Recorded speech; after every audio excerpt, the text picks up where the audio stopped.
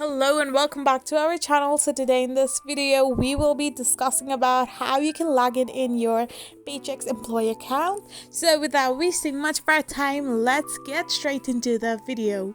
So first and foremost, all you need to do is simply tap open your Paychex account through a web browser by typing in the URL www.paychex.com.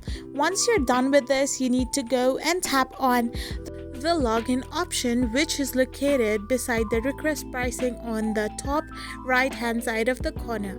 So once you tap on login, you will end up in this page where all you can do is simply scroll down below and find the employee login option.